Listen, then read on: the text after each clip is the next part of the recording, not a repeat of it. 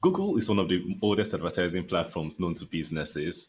I think they've been doing their adverts for as long as I can remember using the internet. But the issue is that a lot of businesses either ignore it or don't use it well enough. And like I was talking to today's guest, we haven't had any episode on this today. So we'll be talking today on how small businesses in general, can use Google Ads to generate leads, to make sales, and profitably. So today to talk with us on that topic is John Horn, and he's the CEO of StubGroup. So welcome to the Take Your Business podcast, John. Peter, thank you so Thank much for you. having me. So tell us, when you tell businesses about Google Ads, what's the biggest thing they feel about it that you know is wrong? Yeah, that's a great question. I would say a lot of advertisers have either avoided Google advertising or they've been burned by Google advertising. So those that are burned have often either tried, to DIY it. They've tried to run their own ads. They've paid money to Google, and they just haven't seen good results. And so they say, "Hey, it doesn't work as a platform. It's just a waste of money." Or they've maybe worked with an agency or a freelancer, maybe even hired someone in house to run their ads for them, and they've had a bad experience. That person didn't know what they were doing, or didn't communicate well, or made mistakes, or fill in the blank. So a lot of businesses have already tried it at some point, and have that feeling of being burned and feeling like it's not the right fit for them. And it is true that Google advertising is not the right fit for every single business. There are certainly businesses where there's other marketing channels that make more sense depending upon your service and your product and market and all that.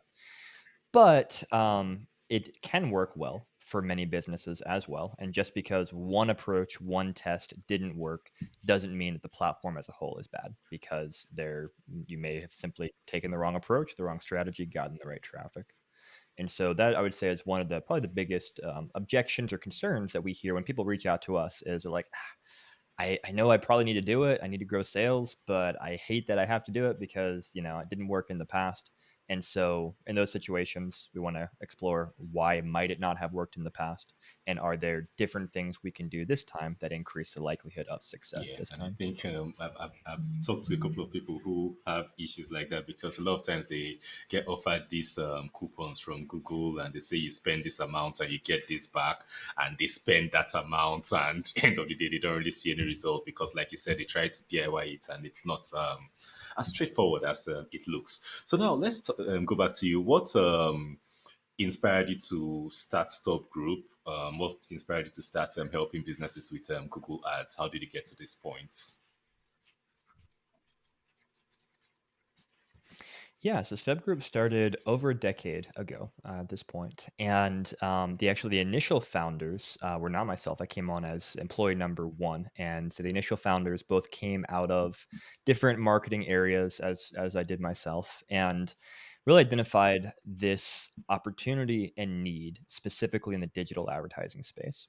So there were already, many people using Google Ads and similar platforms, but there was still a massive movement of ad dollars from traditional media, from TV, radio, print, etc., over to the digital space, because businesses were realizing, hey, people more and more often are finding their solutions online. They are searching for things, they are spending their time online, and so we need to follow them with our ad dollars. And so we said, hey, there's opportunity here and there's a need here, because businesses just didn't know how to run successful campaigns, what to do with those dollars. They knew they needed to be there, but not how to be there. And so we helped them figure it out. Started StubGroup and really, figured out things out ourselves along the way, and then figured those out for our clients.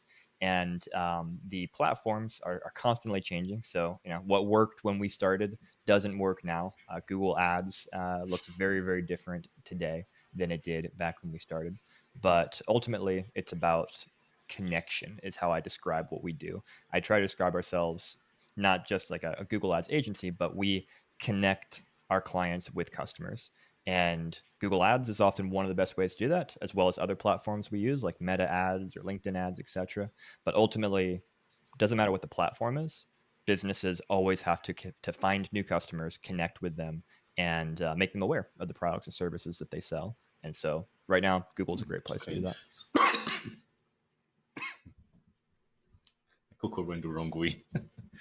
Okay, so for a business owner, uh, Don't don't doubt me here. so for a business owner who wants to get started with Google Ads, how can they identify if Google Ads is right for their specific business?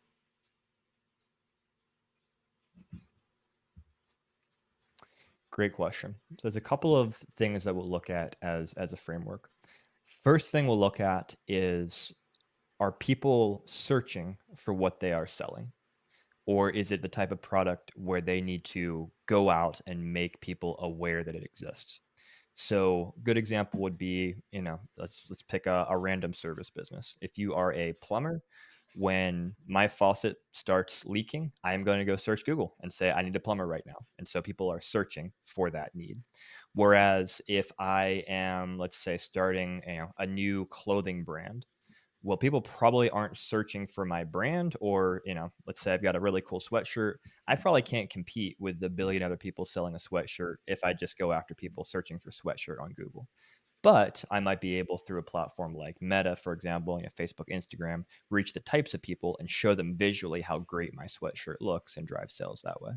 So the first thing that we ask is, are people searching for what you sell, or do you really need to go out and create that awareness? If people are searching for what you sell, or if they're searching for solutions to their problems and you have a solution, Google can be great. So an example of that might be, let's say there's a software that does a better job than, I don't know, Excel at fixing particular problems.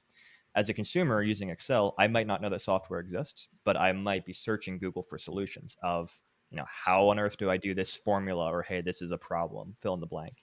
And then as an advertiser selling that software, then I can target those searches and say, hey, I have a solution for that problem. My software is a solution. And there you go. You've got, hopefully a prospect into your pipeline.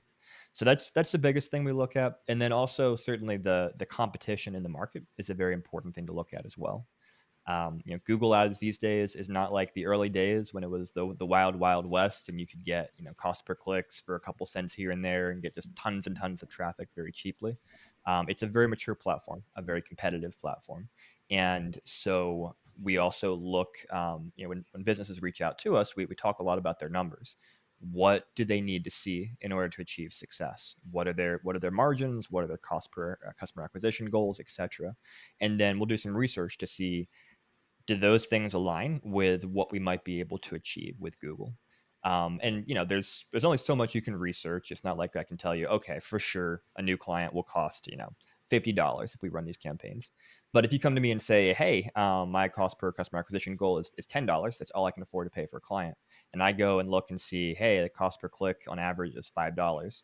Well, I can tell you right now, this is not going to work because there's no world in which we're going to be able to achieve your goal. So that would be, really the second thing is, how competitive is the market, and can we get you traffic at a cost that could actually work with a realistic conversion rate to get you the business that you're looking for and accomplish your goals. Okay, so now for a business who has determined that their product or their solution is something that will work on Google, the costs are right, the competition is right, it's something that people search for online. What sort of budgets would you say? Maybe you can give a specific industry to make it easier, but what sort of budget would you say they should keep aside? Minimum budget to keep they should keep aside to get meaningful results. Yeah, so I'll give you some specifics, but I'll first give the caveats in the it depends. And really the framework, the way we think about budgets is, we need to be able to collect enough data to see what's working, what's not working, and iterate on that. And so the amount of budget that you need to collect data is going to depend upon the industry. So if you're in an industry where the cost per click is $10, let's just say, you're going to have to spend $1,000 to just get 100 clicks.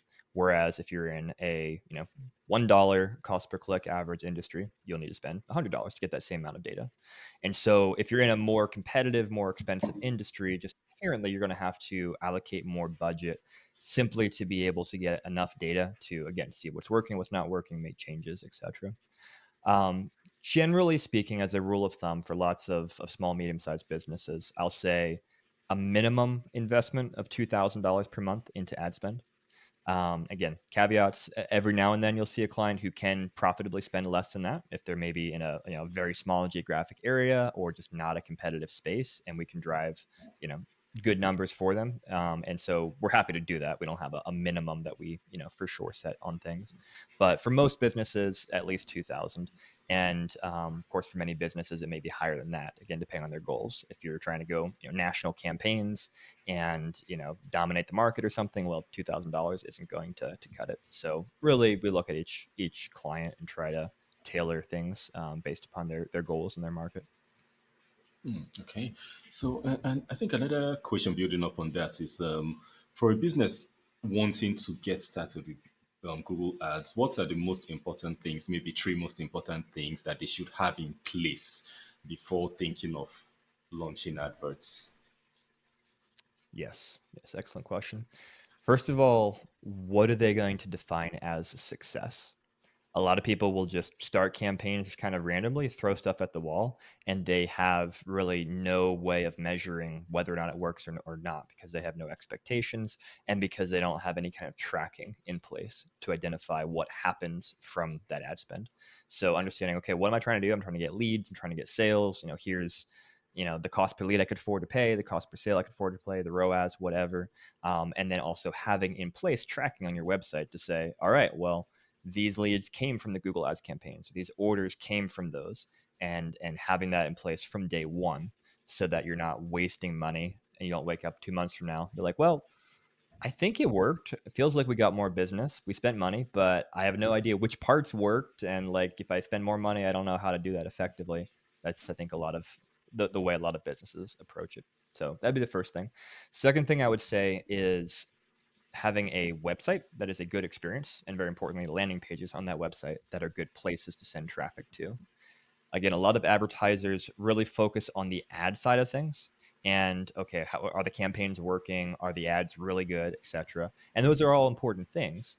But if you're then sending them to a terrible experience on your website that doesn't say what you do, what you sell, why you're credible, what action you want people to take, reviews from customers, whatever things you can put on there to create a good experience, then you're just wasting money because people click the ad, which costs you money to get to your website.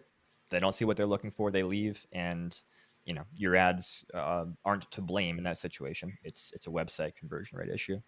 So those things are really important. And then a third thing I would say is just thinking through.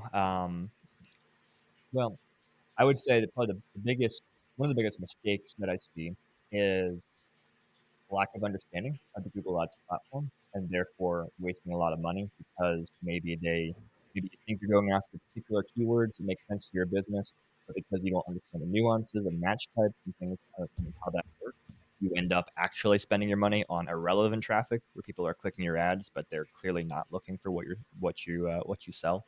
And so just not having either in-house expertise or outside expertise like an agency or a freelancer or something who can come alongside and shortcut a lot of those easy to make mistakes and get a good strategy in place from day one.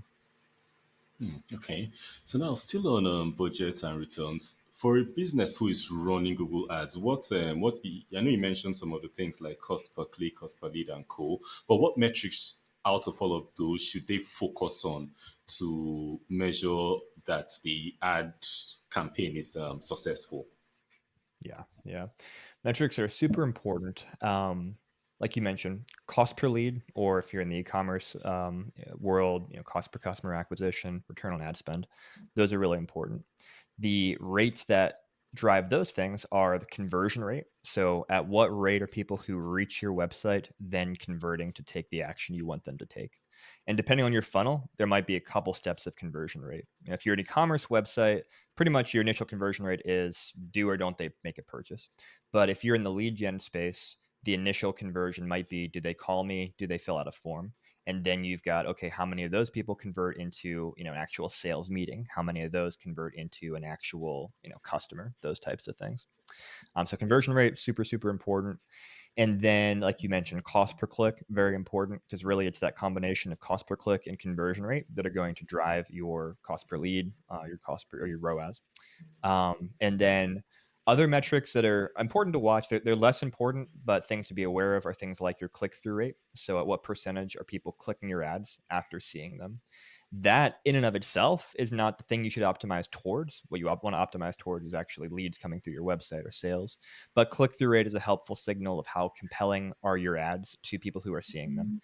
And the better your click through rate is, the more Google likes you because the more money they can make from you. And so the more they will show your ads and potentially the less you have to pay per click. So an important metric, but I would also say often a vanity metric. So there's these vanity metrics where people are like, oh, I've got a great click through rate, or I've got a great quality score, or things like that. And at the end of the day, those things don't really matter. They are only signals and steps in the way to get to what really does matter, which is how many leads are you getting, how much are you paying for those leads.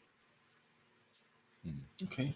So now for businesses who are running campaigns, there are a lot of cases where they waste some money on ads or waste a lot of their ad spend. So how would you suggest that they optimize these campaigns to reduce or eliminate this wasted ad spend? Yeah, I think it was John Wanamaker who said something like, "I know half the money I spend on advertising is wasted. I just wish I knew which half." And there's a lot of truth to that. And you'll never have a situation where you have perfect campaigns where there is no waste. That's not the world that we live in. But there are many things you can do to reduce waste and focus on what's working. First thing that's important there, like we talked about earlier, is tracking. So understanding which aspects of the campaigns are working so that you can easily identify or more easily identify which parts are wasted. So let's say I'm running campaigns on Google and I'm seeing, hey, these keywords, this kind of category of keywords is driving conversions at a cost per conversion of $50. These over here, it's $100. Well, I know that the $50 ones are obviously a lot more efficient. So I may either decrease bids or make other changes for the other category to try and bring that cost per conversion down, or I might pause them entirely and just focus all my money on the cheaper ones if there's enough traffic out there for me to continue getting more cheaper ones at that same cheaper rate. Ways that you would technically in the account do that type of thing is, like I said, pausing keywords that have high cost per conversions, adding negative keywords, which basically means telling Google, if someone searches this phrase or a phrase that has this word in it, that's not relevant to me. Don't show my ads. A great example of this would be, back in the day, we had a tree service company come to us and hire us, and they, cut down trees, do tree service stuff like that. But we looked at their search terms report to see what types of traffic they were paying for, and we saw, hey, Dollar Tree is triggering your ads, and a lot of people are clicking on it because, hey, a lot of people just don't read ads; they just click the first thing that comes up.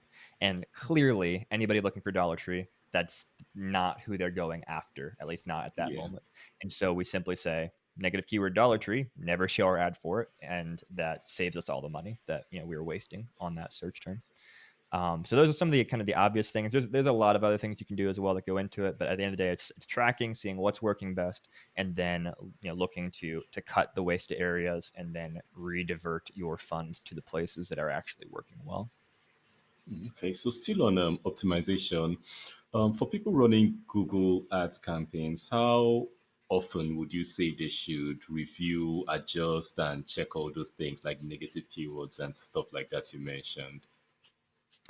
Yeah, a lot of that comes down to how quickly you are collecting data. Because if you're getting 5 clicks a day, let's say, really small advertiser, really small local budget or something, it's going to take some time. It's going to take, probably weeks to have enough clicks to say, okay, on average, this keyword is more expensive, cost per lead than that keyword. And so you don't want to make a change every day there because you just don't have enough statistically significant data to make a decision. Whereas if you're spending, $10,000 a day, you're getting, let's say, 10,000 clicks. Well, you can much more quickly observe trends. There will still be some things where you need to see over the long run, hey, how's the conversion rate of this landing page versus that landing page for a bunch of data that might take longer to determine. But you can see, oh, well, here's a bunch of search terms that are clearly irrelevant or that, the conversion rate is just so low that they're not going to become profitable for us. We can go ahead and quickly exclude them. So the more data, which generally means the more budget, the more quickly you can make changes and make optimizations. With again the big caveat that you still have to factor things in like seasonality, day of week, things like that. Where if it's like, hey, okay, I ran this for 2 days and I want to make a bunch of decisions. Well, how's it going to do in the weekend? How's it going to do at the beginning of the month versus the end of the month? There's lots of things like that in the market that can play into things, and so you do want to be careful to try and run things for long enough that you are factoring some of those realities in, and that the decisions you're making again are statistically significant and not just kind of random based on limited data. Okay. So I know earlier you mentioned high click-through rates, although you said there's a vanity metric, but you mentioned ads that get clicked more, get shown more by Google. So what's a secret or what's a way to write ad copy that can get high, that converts? I think that's the word, that converts better. Yeah, the key, a couple keys. The first key is being very relevant to what people are searching for. Generally, relevant means actually including the keyword or a form of the keyword in the ad, so that if I search for tree service near me, I want to see tree service near me or something very, very similar to that in the ad. So there's different ways to do this. You can use strategies like dynamic keyword insertion to actually insert like dynamically specific keywords into ads. Sometimes it's a good idea, sometimes not. But generally, what you want to do is you want to make like tight, what they call ad groups, where, okay, all these keywords are very similar to each other.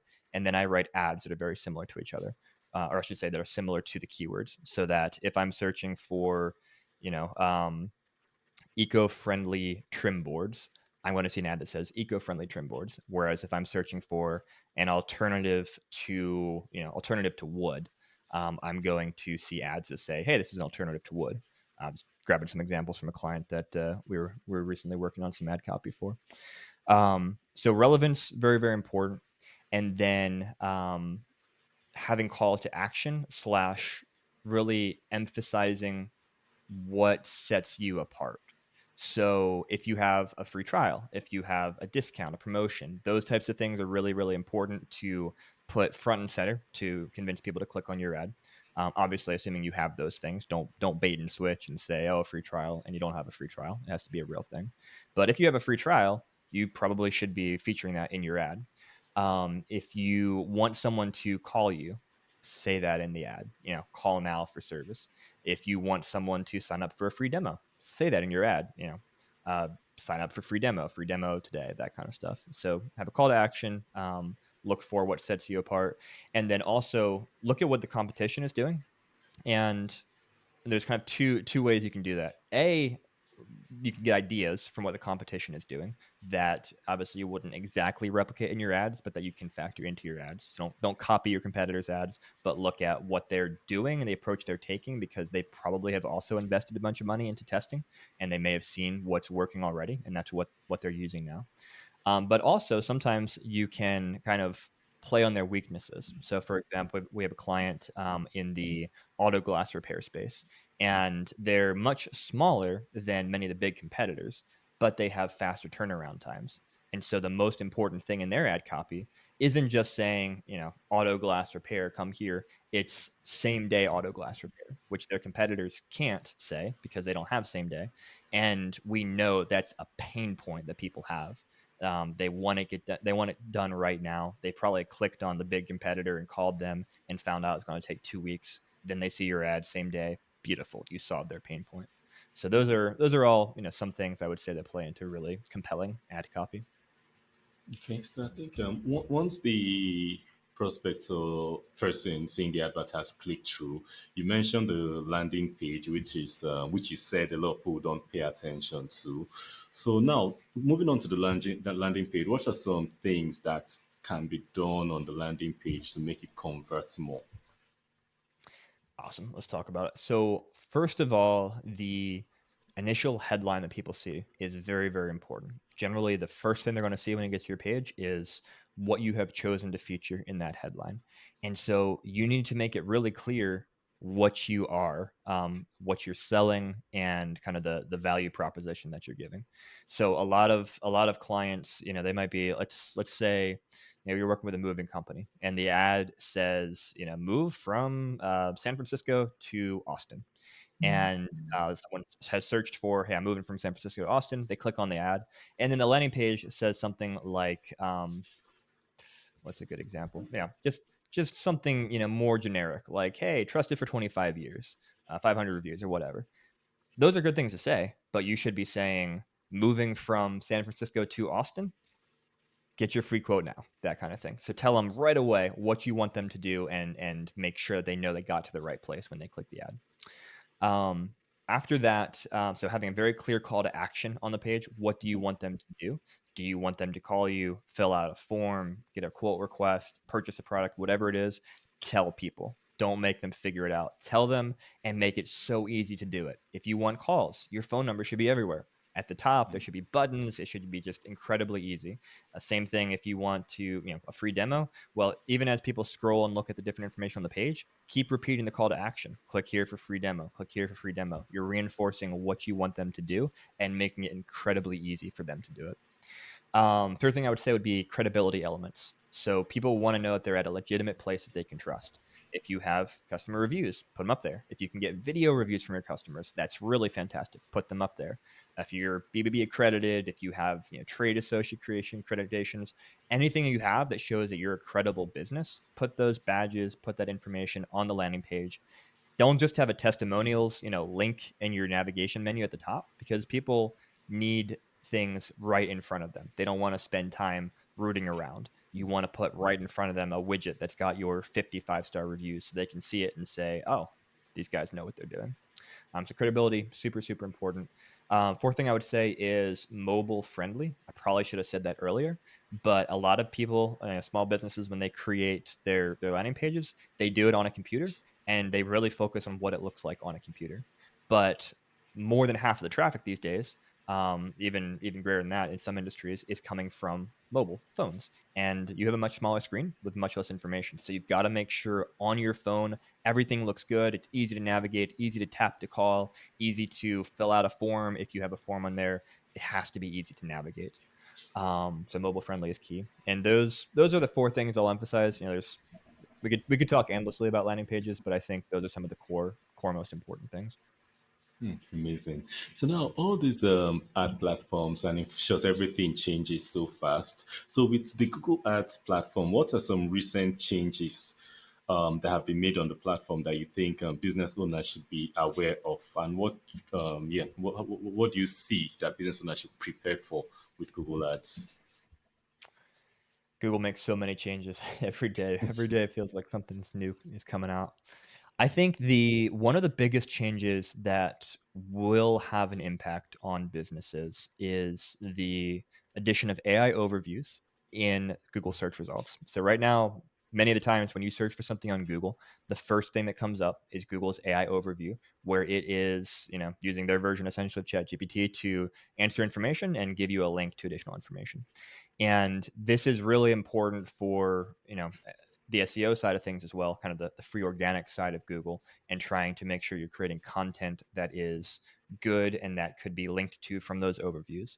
But also on the ad side of things, Google is going to bring ads into that area. They're already testing this, starting to do it. We're not exactly sure yet how it will all shake out and what those ads will look like, when they'll show up, when not.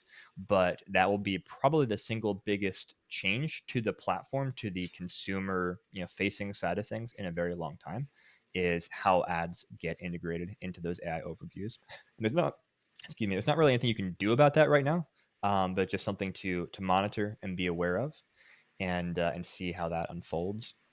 Separate from that, there's There's some people are going to be impacted if they're running an ad type that's called call ads, where the only option from the ad is to actually call as opposed to click through to the website. Google just announced that they are sunsetting that feature, and now you will have to use ads that click through to the website. So if you're a business that's been relying on that ad type, you're going to have to make some changes. And again, that's why landing pages are going to be so crucial, because now you have to send people to a landing page, and so that's got to be well optimized to drive a phone call. And there's a billion other changes every day, but those are probably the first two that come to mind that may impact advertisers. Amazing. So now most businesses that run Google Ads don't run them alone. So what would you say are some complementary marketing strategies that would help these Google ad campaigns go further? Yeah, first thing I would say is good SEO, which is search engine optimization, the organic side, the free side of Google. A lot of businesses will ask, "Well, should we do Google Ads or Google SEO?" And the right answer is yes. Generally speaking, you should do both because they complement each other very, very well. Some people, don't click on ads; they scroll down to organic, and so if you're ranking organically, you'll get traffic you wouldn't otherwise. Some people only click on ads and because it's what's at the top of the page. And so if you're not in the ads, you're not getting that traffic. And then there's also this kind of reinforcing idea where when people see you multiple times on the page, they are exponentially more likely to engage with you rather than a competitor because you're there more often, you're more credible, more opportunities. And so ideally, you would want ads and organic listings showing at the same time to dominate that page as much as possible for profitable keywords. So SEO is one thing, and then on the paid side of things, kind of the other obvious channel for many businesses, not all, but for many, is meta ads, which would be both Facebook ads and Instagram ads. That's great for a variety of things. It's great for remarketing to people who've already been to your website and trying to re-engage them and make them complete a sale. And it's great for proactively going out and finding new audiences, new customers, especially for businesses who, like we talked about earlier, if people aren't searching for what you do, or if not enough of them are searching for what you do to get the numbers you need to hit in terms of new customers coming in, then you have to go out and make people aware of your product through ads on platforms like Facebook, like Instagram, and say, hey, we solve your problem, or hey, you didn't even know you had this problem, but now you do because we've told you and explained how it is, and then here's the solution. So those are kind of some of the obvious areas, and then there's many other platforms and things you can spend your time on: YouTube, LinkedIn, Reddit. The list is somewhat endless, but SEO and Meta are usually kind of the two biggest additional areas beyond Google Ads that people start with. Okay. So now for people who want to run their own ads or Google ad campaign themselves, is there any are there any tools or any resources you recommend for them? Yeah, so Google, they try to make their products DIY. In other words, you could easily go create a Google Ads account and you can follow Google's prompts and get campaigns going. You don't have to have, special access through an agency or something like that. The problem there, though, like we've talked about earlier, is just that you don't know what you're doing, and Google's prompts aren't, how should I put it? They're very good at helping you spend money, but not always as good at helping you make money. Let's put it that way.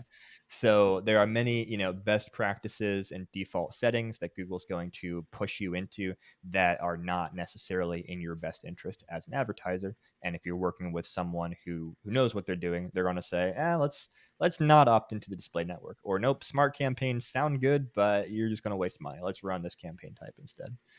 And so what I tell clients is, or businesses is sure, you can go run the ads yourselves, but you are going to be much, much more likely to actually see a return on your ad spend and see results you're looking for if you find someone who knows what they're doing, either another agency like StubGroup or a freelancer, someone you can bring on in-house, whatever. It's just like if you are going to go and file your taxes, you can do that yourself. And some people can get away with that very, very easily because they have a very simple approach to things. But if you have anything that's a little more complicated, for my business, I'm not filing the taxes myself as a business. I have a CPA who does that because the likelihood of me doing something wrong and making a tremendous mistake that's going to cost me a lot of money and create problems is very high.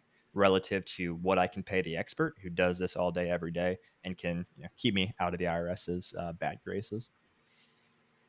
Okay. So now for the business owners who want to, like you said, work with an expert in building their Google Ad campaign, or probably they want to connect with you, or they want to continue this conversation further, what's the best way they can reach you or connect with you? Best way would be through our website, stubgroup.com. So we'd be happy to do a free consultation with you just to see what are your goals, where you're at, and is Google Ads or other platforms a good fit for you or not? And if so, what would it look like to work with us? So that's the best place. And I'd also say if you just want more information to keep learning yourself, we put a lot of free content on our YouTube channel. So just search StubGroup on YouTube, and lots of free information on there that you can learn from and leverage for your own business. Amazing. So stopgroup.com. So it will be on the show notes, it will be on the screen once this episode goes live. So thank you so much, John, for coming on the Tech Your Business podcast. Absolutely. Peter, thanks so much for having me. And for the listeners, if you learned something today about Google Ads or running your campaigns or anything else, and you know someone else who who has the same issue, don't forget to share this episode with them. Until next week, don't forget to keep taking your business. Bye for now.